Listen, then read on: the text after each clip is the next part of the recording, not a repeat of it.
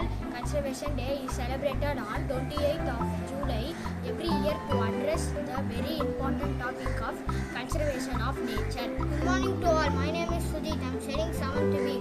SRM Nightingale Higher Secondary School. The world is beautiful. We should protect our nature. Happy World Nature Conservation Day. Thank you. The world is losing its greenery and we should try all our best to not let this happen. So try to plant a garden in our house. We wish everyone a very happy World Natural Conservation Day. Thank you.